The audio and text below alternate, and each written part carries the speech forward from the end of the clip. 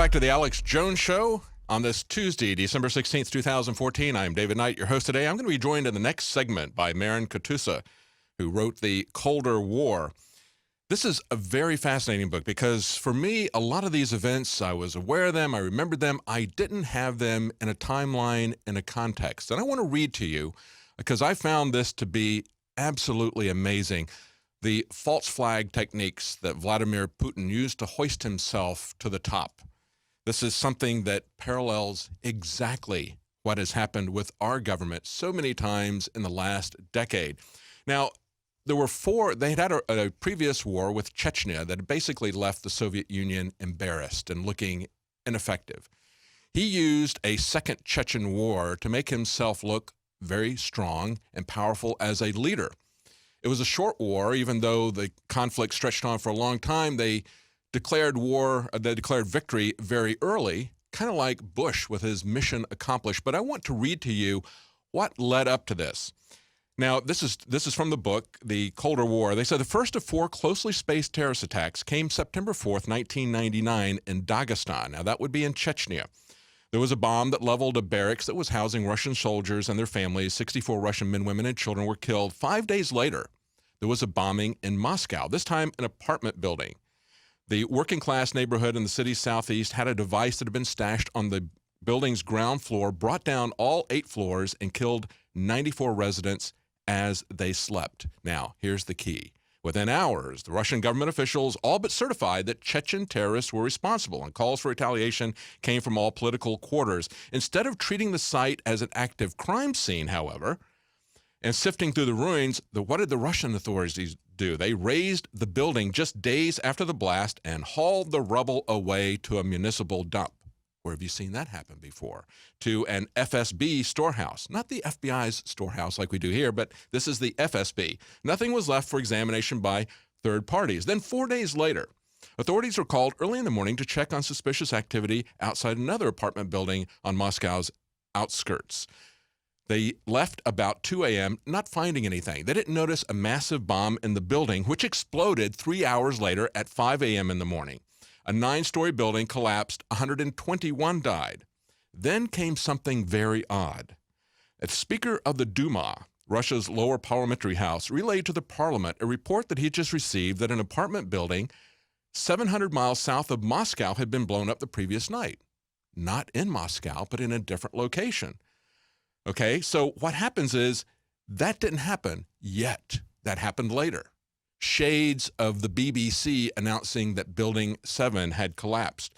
Now, it said that it seemed no more than an inconsequential blunder until 3 days later, an apartment building in the city that he had named was indeed blown up. And so a Duma member asked, "How did it happen that you told us on Monday about a blast that didn't occur until Thursday?" In lieu of an answer, the questioner had his microphone cut off. Then it gets even more interesting. Then something very strange happened in Ryazan, 120 miles southeast of Moscow. They say everybody was on hyper alert, looking for something to happen to an apartment building. So some residents noted that a white car pulled up and 2 guys get out, go into the basement, and leave large sacks. They call the police, who then discovered 3 110-pound sacks wired to a detonator and a timer in the basement. They quickly evacuated the building. A local explosive expert was called in to disarm the device. He determined that they contained an explosive, RDX, powerful enough to bring down the entire building, as we've seen before. In the meantime, they blocked all the roads leading out of this town. Acting Prime Minister Putin flexed his rhetorical muscles, he says, and congratulated the residents for their vigilance. The Russian Interior Minister chimed in, lauded recent improvements, and then they found out they actually arrested the guys, and they were with the FSB. They were their CIA. Then they changed the story. They said, "We were just testing your vigilance." Do you see how this happens? It's called a false flag. It's used over and over again by every government. We're going to talk to the author of that, Marin Katusa, right after the break. Stay with us. Welcome back to the Alex Jones Show. I'm David Knight, your host today. And we're going to be talking to Marin Katusa, the author of The Colder War. If you don't hear the previous segment based on your radio station, if they're carrying the news in the previous segment, I would suggest that you look at the online version of what I covered. It was a very interesting chronology of the way that Putin used false flags to essentially ascend to power. A lot of parallels to what goes on in this country, or maybe even better yet, by the book. This book is a page turner. I really enjoyed it. It puts a lot of events that I remember vaguely. It brings them back, freshens them up, puts them in a timeline, and more importantly, puts them in a much larger context. Let's go to, is Marin on the line now? Okay, let's go to Marin Katusa, the author of The Colder War. He works for Casey Research. He is a economics advisor. He has a newsletter there, as well as you manage a hedge fund, don't you, as well? Correct. Yes. Yeah, it's one of the largest in Western Canada. Yes. And I tell you what, you certainly know the context, and we've seen massive moves in the last couple of weeks. We've seen the U.S. Congress move to cover derivatives for the banks, something that has massive implications for U.S. taxpayers. But we also see this massive move by Saudi Arabia to not cut production in the face of falling energy prices, essentially creating a lot of problems for Russia already. We see that the ruble has fallen 20%. They have raised their interest rates to 17%. Talk about that a little bit. But you're nailing all these right on the head. And congratulations to you, because your viewers are getting information that they're not getting in the mainstream media.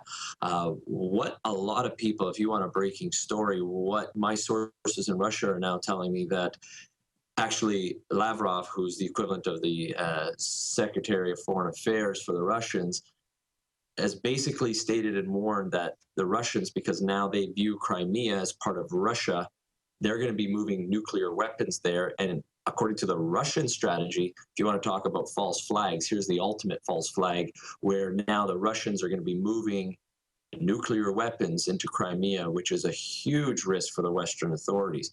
Now, in the last 24 hours, Germany has now also done a 180 on the U.S. sanctions and saying, wait, let's time out here. Germany does not want Russia and Turkey to solidify a long-term contract deal, because the last thing Germany wants is to be vulnerable, and for the European Union to be vulnerable on Turkey's holding the tap. So now Turkey is holding off on advancing the sanctions. So we're in real time. Things are changing, and the Russians have many more false flags to keep the turmoil going. Yes, the oil price has gone down for Russia, but what's important to understand is the ruble price has decreased much more than the price of the oil. So if you're a Russian oil producer, that's the best of both, the best that you can possibly be in the situation, because you're still in a bull market or an uptrend in your oil. So these are very important facts to understand that our Western media is not talking about. One of the things that I'm concerned about is putting the American taxpayer on the hook for ensuring through the FDIC program the derivatives market, because there's already been reports that a lot of oil futures are going to be essentially worthless. Already that's happening. As the future market starts to tumble, that's going to spread out, as we've seen in the past, to other commodities, as well as we're already seeing to the currency in Russia. And of course, that's going to continue to spread to the larger stock market. Looks very unstable. It is the biggest risk right now to the North American markets that nobody's talking about.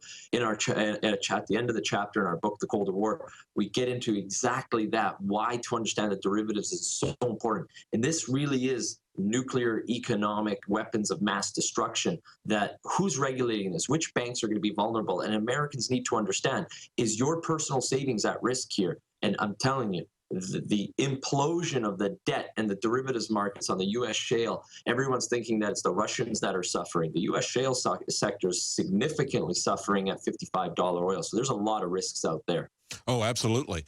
And to me, it looks like a massive economic war, of course, has already broken out with what's going on with the oil. That's Putin's base.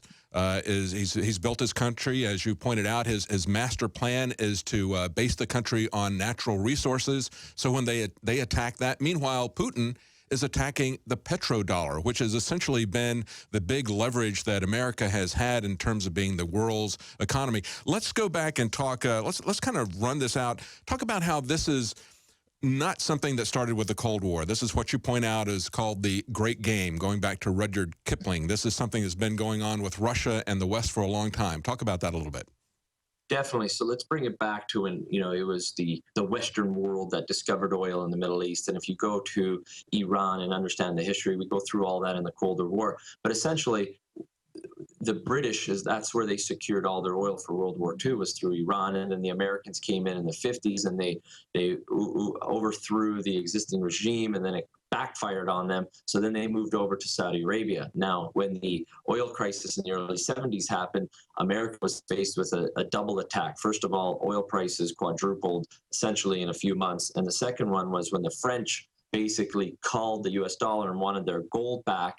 Nixon had no choice but to close the gold window. So now Kissinger had to come up with a plan. And what he devised was he went to Saudi Arabia and said, look, this is what we need to do. We can guarantee your family, the House Assad, a long-lasting regime, but this is what you need to do. You can only sell your oil in terms of US dollars, and then you have to reinvest those currency, those reserves back into the US dollar. And with Saudi Arabia as the most powerful producer of the OPEC nations, then you had Kuwait follow, Qatar, UAE, and other OPEC nations. So that's the beginning of the petrodollar, and that has been very important to the average way of life of the average American that a lot of people don't realize is now at risk. So what they did essentially was they offered a protection racket, just as governments and gangsters typically do. They say, we're going to protect you in exchange for our protection, our military weapons, and we're going to make sure that your country, I guess you could call it a company, that your country remains secure and that the House of Saud essentially stays in control here. We're going to do everything we can with the CIA, with the military-industrial complex to protect you. In return, we're going to make sure that you price oil in dollars, and then you take all the money that you get and you bank it at the Federal Reserve. So there we've got the CIA as well as the Federal Reserve, are two organizations that we're not allowed to audit, both there in supporting the House of Saud. And of course, Prince Bandar, 22 years as an ambassador to the United States, now head of the Saudi intelligence service, pushing very heavily for us to get involved in a war in Syria, promising that Saudi Arabia would even pay our expenses if we would go to war with in Syria. This is essentially somebody that is tied in as a proxy for the CIA, a proxy for the Federal Reserve in this area, isn't it? You've nailed it. That's exactly what it is. And, you know, Saudi Arabia really is a family corporation. When I traveled to Kuwait and went to Iraq, it really is a small, rich class. And then it's all the workers, and there's workers from, you know, India, Thailand, across the world, and they have no voting rights, even though they try to say, you know, that everyone's equal. It really isn't. And it's really a shame that the Americans are exposed, that that's who your allies are.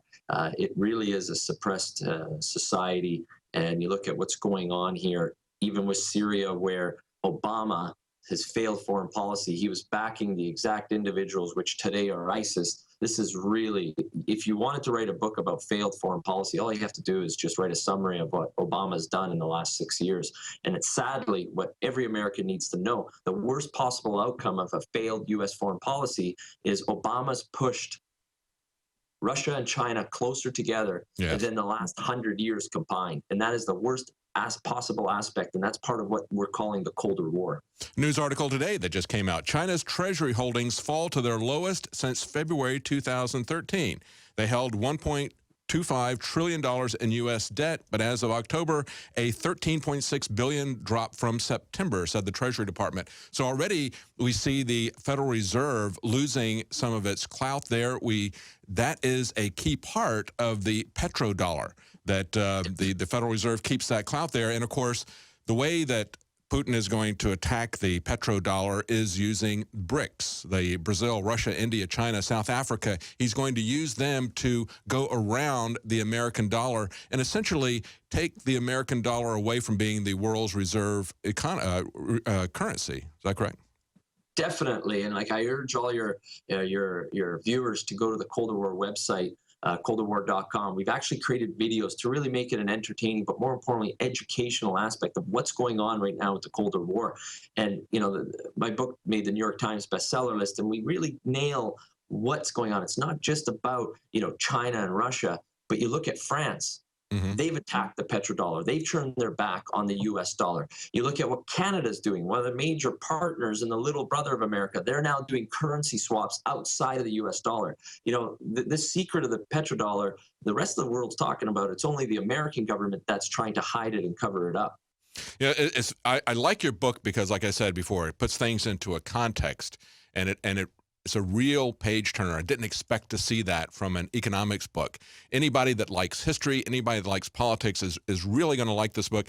I like the fact that you go back and to very old history and bring it up to the current level in so many different countries and in so many different ways. And as you pointed out, of course, as everybody knows, after World War II, the U.S. was essentially in the catbird seat. They were untouched domestically in terms of production. They had most of the world's manufacturing capacity, a large part of the world's gold. And as you pointed out, as that commodity started to come under pressure, they moved over to essentially using oil as the economy, as the commodity that's backing the currency. I had never really thought about it that way before. The American electricity matrix is dependent about 10%. 1 in every 10 homes in America is powered by Russian nuclear fuel. Well, hang on. We're going to be right back. We've got to go to commercial break with Marin Katusa, the Colder War. Stay with us. Welcome back to the Alex Jones Show on this Tuesday, December 16th, 2014. I'm David Knight, and we're talking to Marin Katusa. As his bio here points out, he's one of the most successful fund managers in the energy and resource exploration sectors.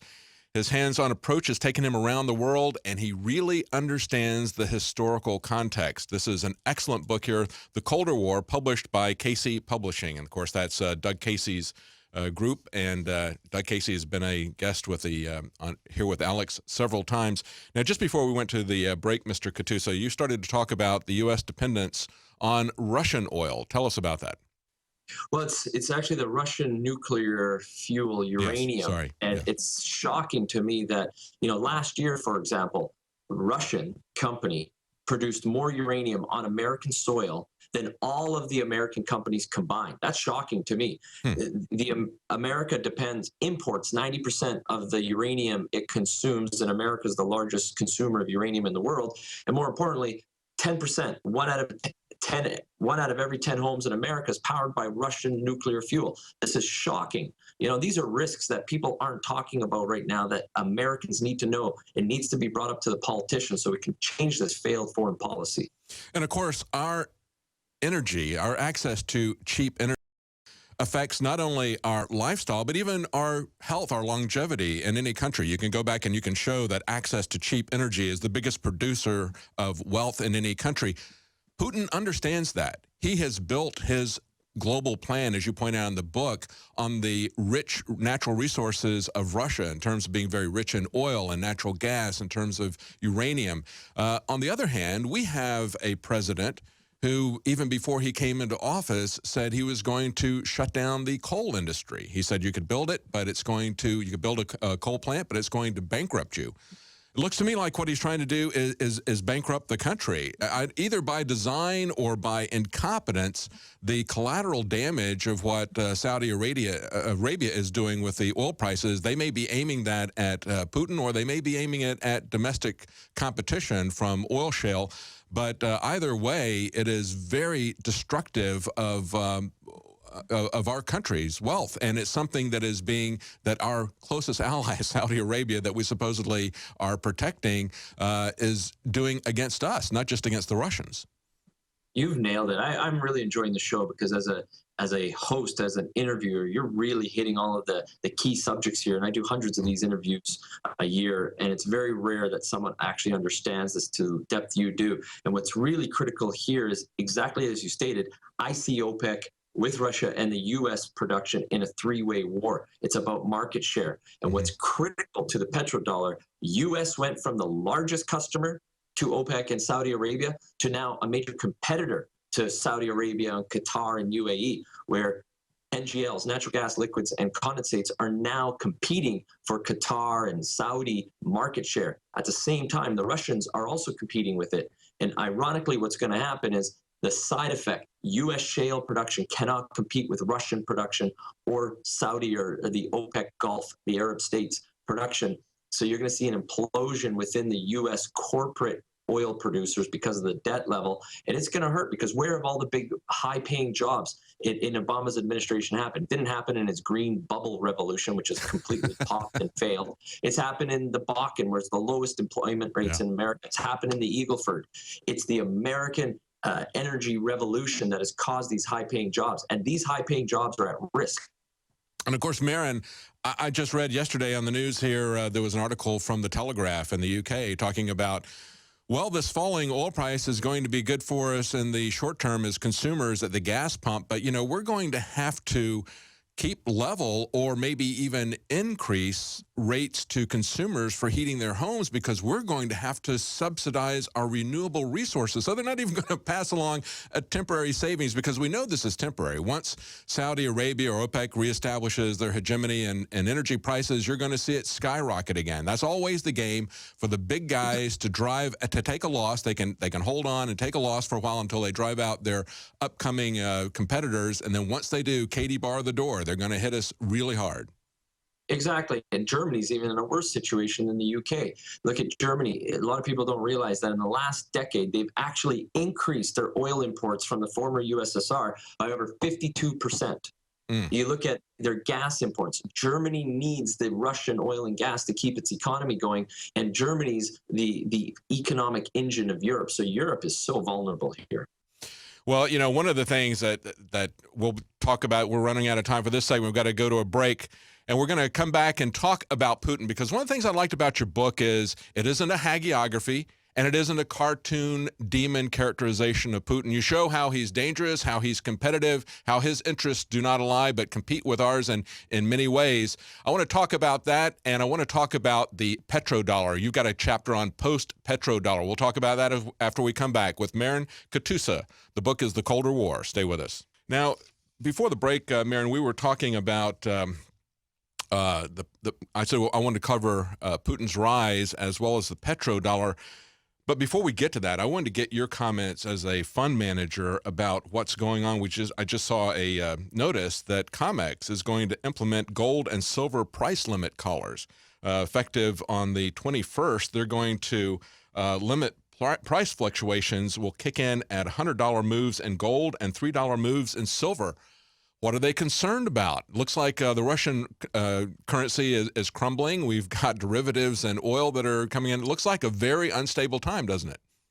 It really is. And as an investor, whether you're a fund manager, or even at a retail level, for all the mom and pops out there, what you have to understand is it's not true capitalism, as Bud Conrad, an economist at Casey Research, says. It's about interventions and understanding what's going on. So if you look at Obama's administration, I would sum it up as he has increased the debt of the American government by over 50% under his watch, and he's made the worst decisions. So I call it financial heroin. He's made the system addicted to financial heroin. And the worst thing for your viewers to understand, to have, is going into the next evolution and sector of this colder war is to be exposed to the debt, because look what the Russians are going through right now. If your interest rates go up and you're exposed to margin calls or increased volatility, be very careful. And that's why the derivatives, when you mentioned them earlier, are so critical, because as the petrodollar does collapse, and it will, then you get the derivatives kick in, and who's going to control this? We're talking about, you know, quadrillions of dollars, numbers that people can't even fathom. We're in uncharted territory here. And we're already seeing oil derivatives coming under a lot of pressure. Many of them are already worthless. People are scrambling to cover that. I mean, it's just the coming tidal wave of economic problems, to me, is just, it's very apparent. All these forces that are building up at the end of the year right now, very, very worrying. Let's talk for a moment about Vladimir Putin before we talk about the consequences. You got a chapter in your book called Post-Petrodollar. I want to talk about the consequences of what happens when we lose the petrodollar here in America. But let's talk about Putin. Talk about his rise to power. What makes this guy tick? Well, it's not money. You know, when you look at a lot of politicians, he's the exact opposite of Obama. What Putin truly believes is his mission on earth is to bring Russia back to its previous greatness under Peter the Great. You know, a good ideology of him is when he came into power, you know, he was the head of the basically what we call the old KGB. This guy is a Soviet trained, he's brilliant, but he's driven by national pride. and he You hung up pointed a out, photo.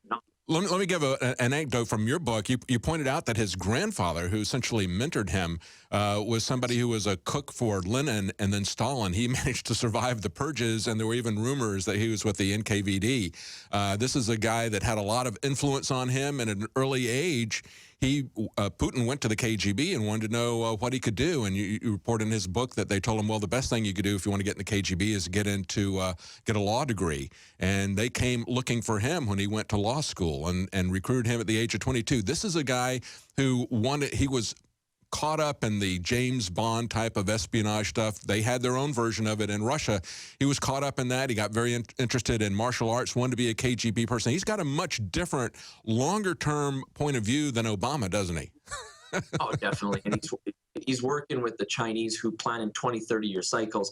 Obama plans, according to his Twitter account, which is by seconds. So, you can't compare the two. But more importantly, what this is all doing, and the real threat here in the Colder War, is the emerging markets are now working closer together than ever before. And the Western markets, the old allies of the U.S. are trying to sit here going, well, we can't do what the Americans want anymore. For example, Germany was really being pushed by the American sanctions onto Russia, but now Germany's painted in a corner. So really, Obama's isolated his allies, and more importantly, has pushed his enemies closer together.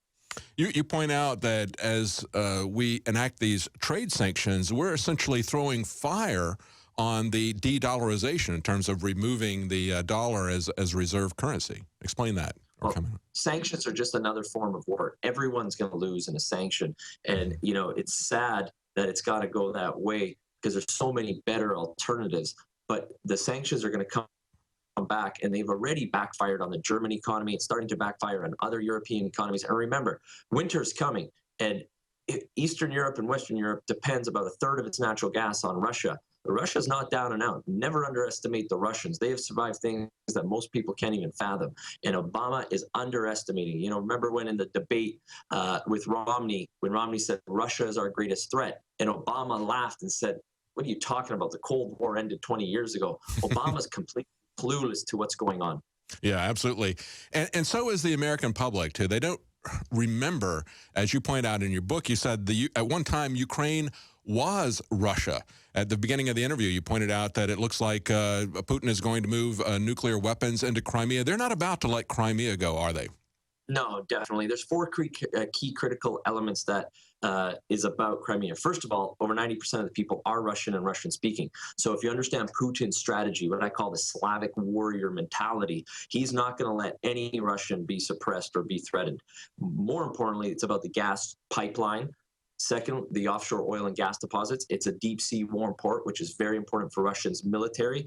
And fourth, the key critical part that no media is talking about is if Crimea stayed in even Ukraine or Eastern Ukraine, Ukraine could now import U.S. and European goods and trade them to the former USSR states at a tax advantage that the Russians couldn't. So it's also a threat to the U.S. manufacturing strategy, and Putin won't have any of it. And they will defend Crimea as they will defend Moscow.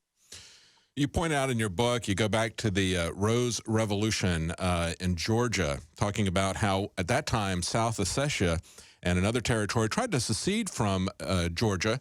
And, of course, at that point in time, we were against self-rule and self-government, just as we've seen with the Ukraine situation. We are for Ukraine seceding from the Soviet, from Russia, and then we oppose Crimea seceding from the Ukraine. I mean, there's absolutely cannot make a coherent argument for this. It's just naked power politics that they're playing here with the energy that's going on here. It's like, draw some parallels between the Rose Revolution and what we have just seen in the Ukraine with the Maiden Revolution. Sure. So the Rose was first, and it was really funded by the NGOs, American money, Western money coming in. And it was the beginning. But at the time, Putin didn't yet solidify. He didn't take on the oligarchs yet at the time. He didn't control the domestic Russian oil and gas and resources. So he kind of stayed put and let things develop. Then we had the Orange Revolution in Ukraine, and that was big. That was very important. That really showed a shift. And now the main revolution is really the EU versus Russia, and the EU is backed by America. And it's really the American incentive to fight the Russian foreign politics here. And it's a retaliation that most people in the West did not expect because they thought Putin would back down.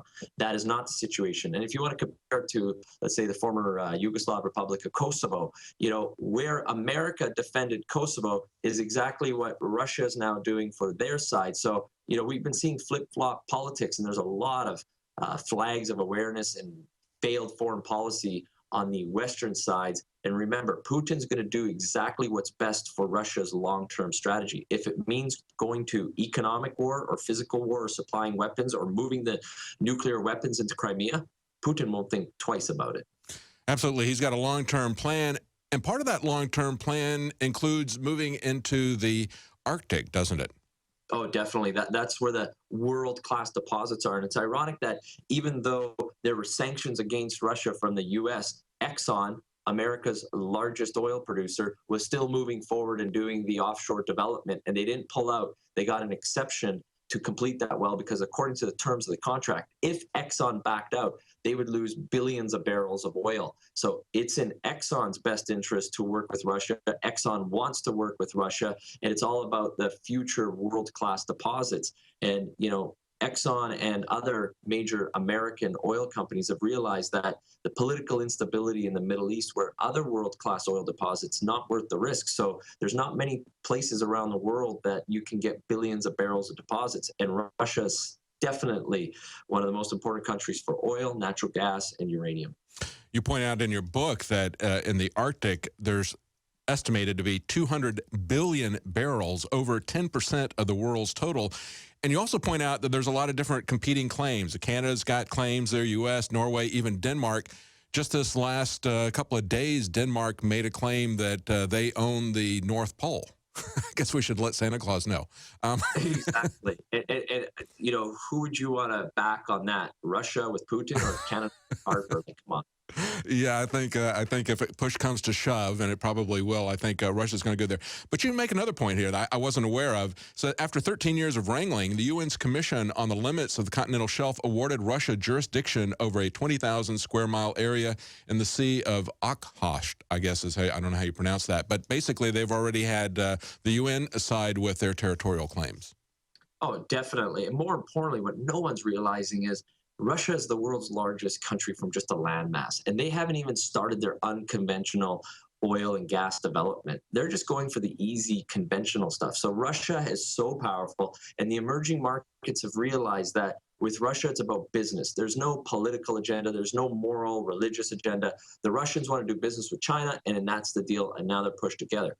Dealing with the Americans, look, Germany's realized the spying events that's happened under Obama's administration. The Chinese have realized it. And, unfortunately, all of this has come to fruition, and the failed foreign policy has proven to be worse than we all expected it would be. So America, unfortunately, has painted itself in a corner, and really it's going to need another leader like a Reagan type, someone to get Americans behind their leader to take on the emerging markets, which have very strong leadership led by Putin.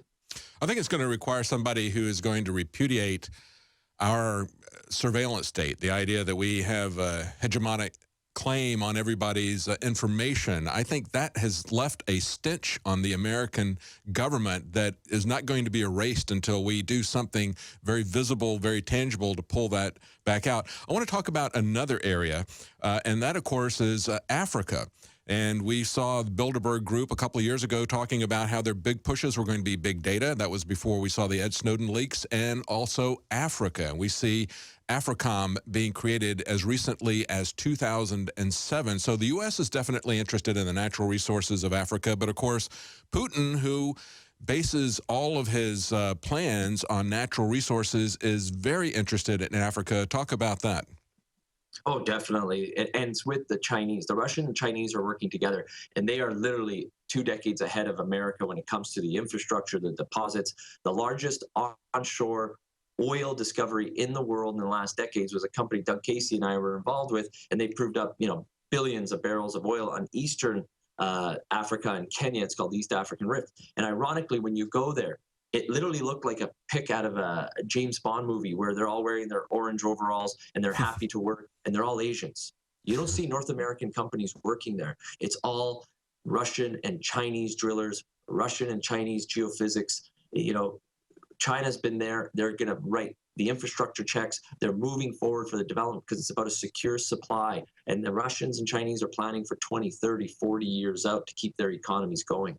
Oh, absolutely. And of course, we had Obama go and make his agreement with China that we were going to, over 11 years, cut our energy use by 25%, but China is going to be allowed to continue to expand for 16 years unabated, at which point they won't have a cut, but they'll have a cap. It's okay for them under, I guess we're not concerned about global warming. It's only a concern when it is something that is generated by the U.S. or Western governments. It's ironic. You bring up a brilliant point here that reminded me. During the APEC conference, Obama made a big deal about the CO2 contracts and, the limitations. And in our Western media, they really try to portray Obama as a true foreign icon with his presidency. If you read the Chinese papers, it was almost a mockery where the Xi Jinping, the president of China, came out and said, "Look, Obama, calm down, Tiger. You fill a sea by drops at a time. We're still in drops here. Take your time. Let's not make a big deal out of this contract." But from the Western media, the APEC conference was all about this, agreement where the Chinese kind of completely thought nothing of it.